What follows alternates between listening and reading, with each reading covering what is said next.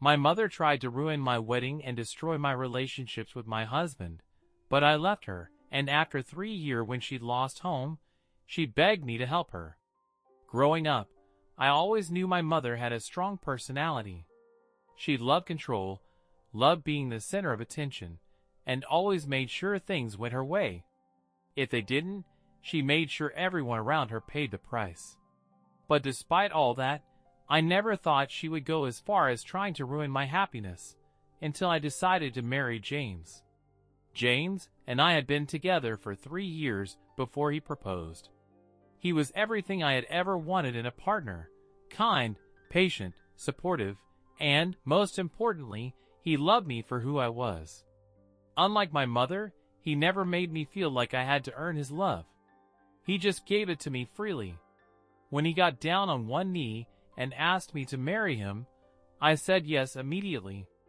I was thrilled, overjoyed, until I told my mother. At first, she acted happy.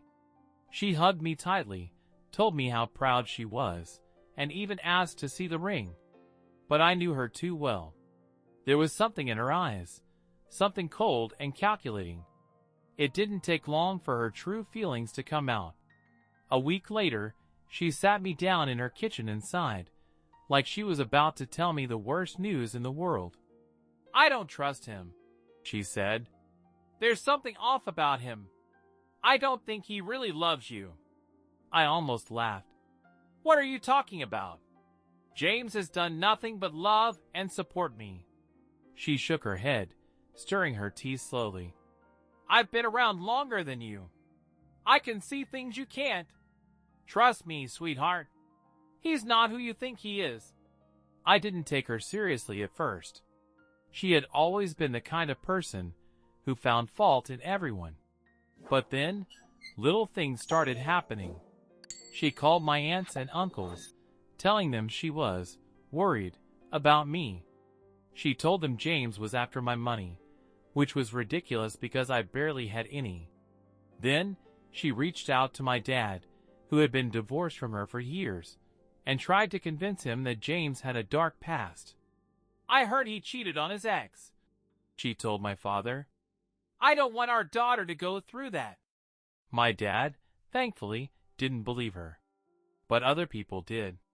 My cousin, whom I had been close with all my life, suddenly stopped replying to my texts. My uncle, who I had always thought of as my second dad, refused to come to my wedding. The worst part? James started to feel it. "I feel like your family hates me," he admitted one night. "Did I do something wrong?"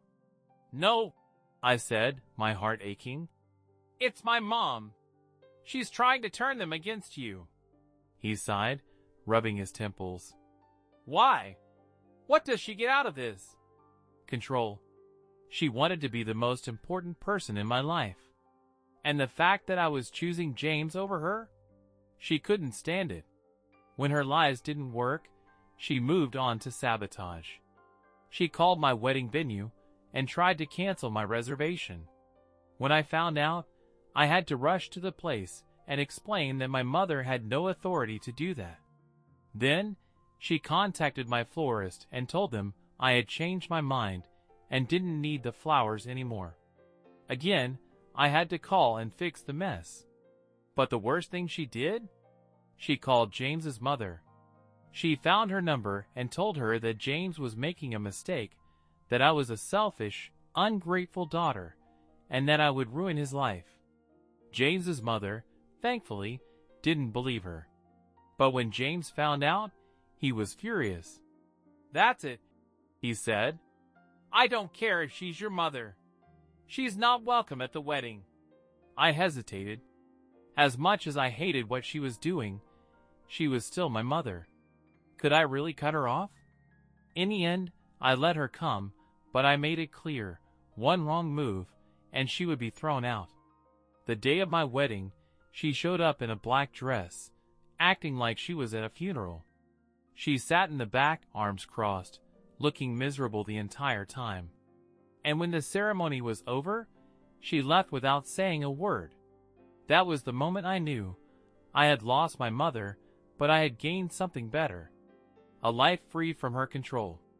After the wedding, I made a decision that I never thought I would have the courage to make. I cut my mother out of my life. It wasn't an easy choice, but after everything she had done, I knew I couldn't keep her around. At first, she acted like nothing had happened. A week after the wedding, she sent me a short text. "Hope you're doing well. Let's have lunch."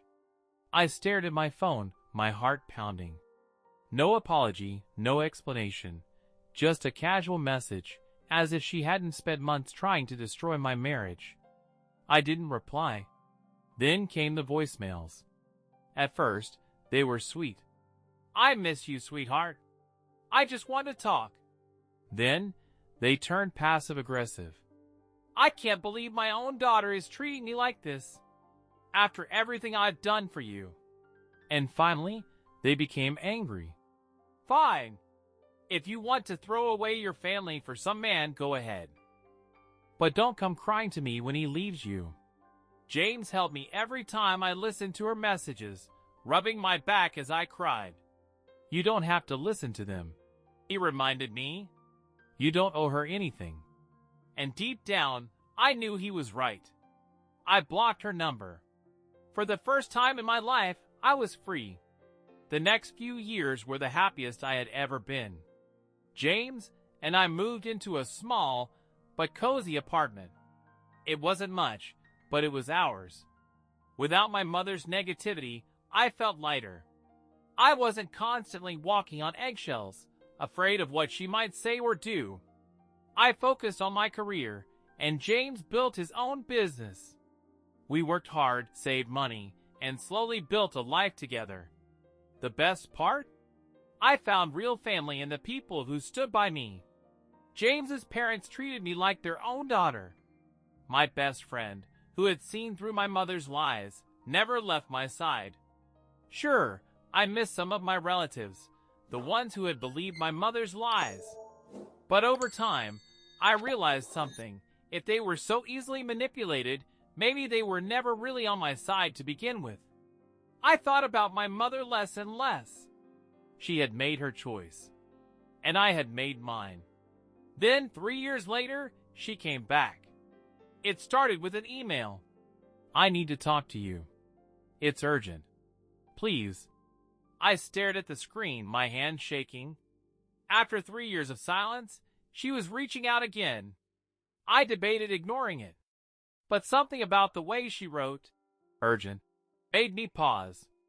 Curious, I clicked on her name, and what I saw shocked me. Her email wasn't from her usual address. It was from some free mail service I had never seen before. When I checked the sender details, I realized something. She had no permanent address linked to it. A sinking feeling settled in my stomach. I took a deep breath and replied with a single word. "Why?" Her response came within minutes. "I lost everything." I stared at the email for a long time, reading those 3 words over and over again. I lost everything. A part of me wanted to ignore it. After everything she had done, she didn't deserve my help. She had tried to ruin my wedding, destroy my marriage, and turn my family against me. Why should I care if she was struggling now? But another part of me, maybe the part that still remembered being a little girl who just wanted her mother's love, felt something close to pity. I took a deep breath and typed back a short response. "What do you mean?" She didn't hesitate. Within minutes, another email came through. "I lost my house. I have nowhere to go. Please, I need you." I could feel the desperation in her words. And for the first time in years, I hesitated. I had imagined this moment so many times. The moment when she would finally face the consequences of her actions. But I had always thought that if this day came, I would feel satisfied, like justice had finally been served. Instead, all I felt was exhaustion. James walked into the room and saw me staring at my laptop, my face pale. "What's wrong?" I sighed. "It's my mom. She's saying she lost her house." He frowned and sat beside me. "And?" she wants my help. James was quiet for a moment. Then he simply asked, "What do you want to do?" That was the question, wasn't it? A part of me wanted to tell her to deal with it on her own. After all, she had made my life a living hell when I needed her most. But another part of me, the part that still wished she had been a different kind of mother, wondered if I could really just leave her out there. After a long pause, I sighed. "I don't know." James took my hand gently. "Then let's find out what really happened first." The next day, I called my aunt, the only one in my family who had stayed in touch with me after the wedding drama. She picked up on the second ring. "Hey, sweetheart. How are you?" "I'm good," I said, though my voice was tense. "Listen, I have a question. Have you talked to my mom recently?" There was a long silence. Then my aunt sighed. "I was wondering when you'd hear about that." I felt my stomach tighten. "So it's true? She lost her house a few months ago," my aunt admitted. "She tried to fight it, but, well, the bank doesn't care about pride." I swallowed. "What happened?" "She took out loans she couldn't afford. Spent more than she had. You know how she is, always had to have the best of everything, even when she couldn't afford it. Eventually, the debts caught up with her. They repossessed the house." I closed my eyes, taking in a slow breath.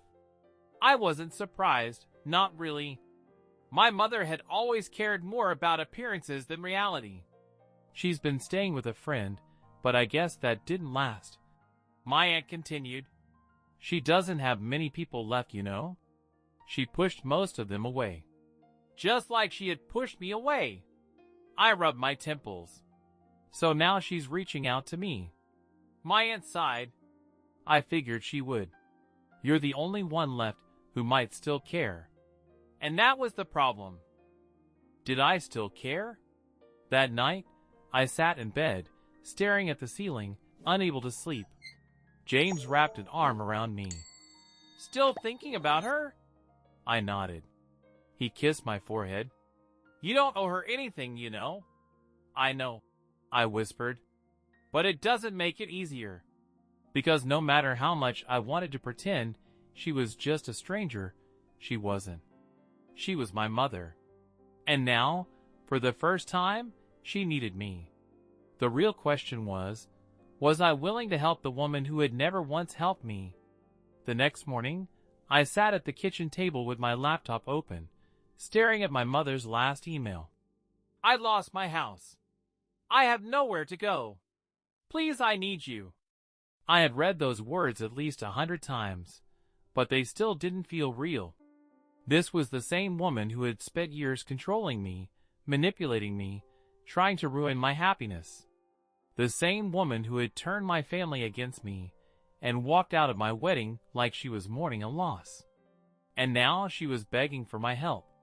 James poured himself a cup of coffee and sat across from me.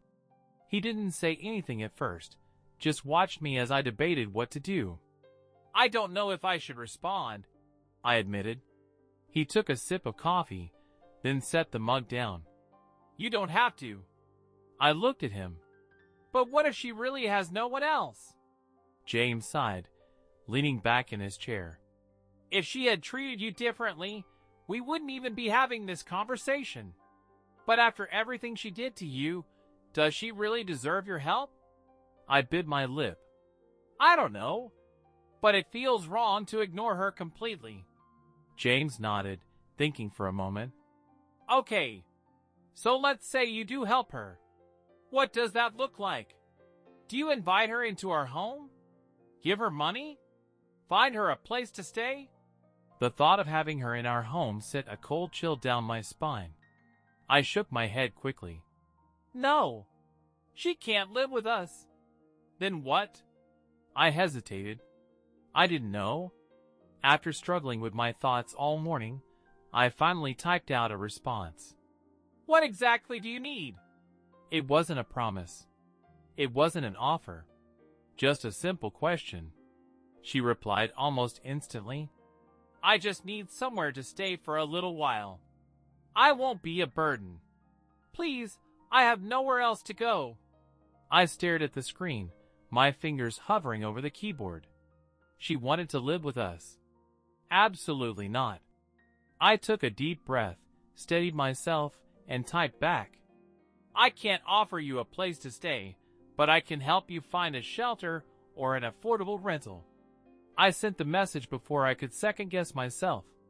A few minutes passed. Then an email came back. I can't believe you. I'm your mother.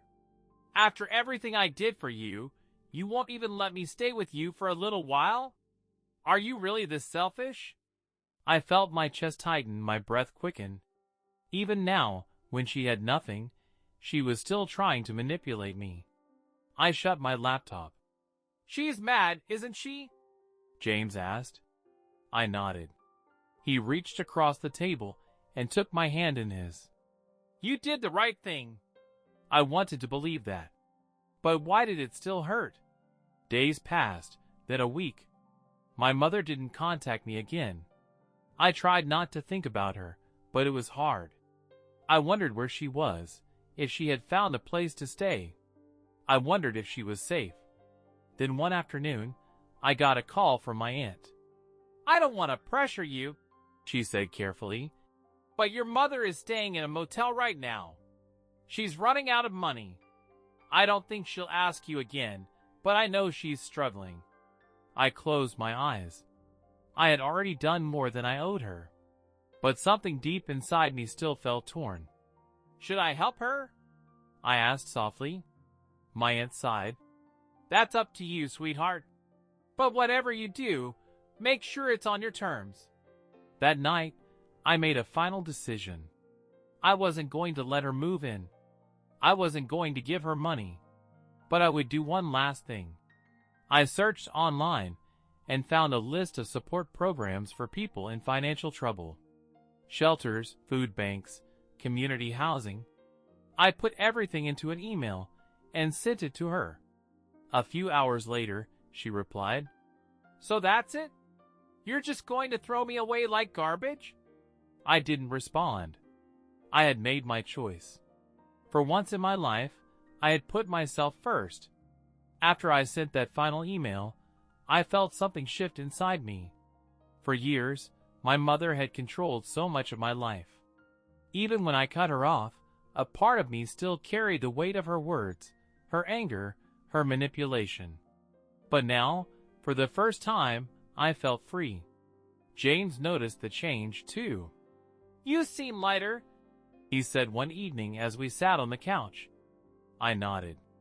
I think I finally let go. He smiled and squeezed my hand. I'm proud of you. And for the first time in a long time, I was proud of myself, too. Weeks passed, then months. My mother didn't contact me again. No emails, no phone calls, nothing. I didn't know where she ended up, and honestly, I didn't want to know. A part of me thought she would come back, that she would find another way to pull me in. But she didn't. It was strange at first. I had spent so many years fighting against her control that I didn't know what life felt like without it. But as time went on, I realized something. Peace is quiet. It doesn't demand attention. It doesn't create chaos. It just is. And I had finally found it. One day, about a year later, I was at the grocery store when I ran into my aunt. She hugged me tightly, then gave me a sad smile. Have you heard? My stomach tightened. Heard what? It's about your mother. I hesitated, then shook my head. No, I haven't. She sighed. She finally got a stable place to stay. A small apartment through a community program. I let out a slow breath. That's good. She's still bitter, my aunt added carefully. Still tells people you abandoned her. I rolled my eyes. Of course she does. My aunt touched my arm gently. You did the right thing, sweetheart. I nodded. I know. And for the first time, I truly believed it. As I walked back to my car, I felt something shift again. But this time, It wasn't guilt. It was closure. I had spent my whole life wanting my mother's love. But love wasn't supposed to hurt. It wasn't supposed to control or manipulate. James and I had built a life together, a good life, a happy life. And I wasn't going to let the past take that away from me. Some people say that blood is thicker than water. That family should always come first. But I learned something different. Family isn't just about blood. It's about love, respect, kindness. And sometimes, the best thing you can do for yourself is to walk away and never look back.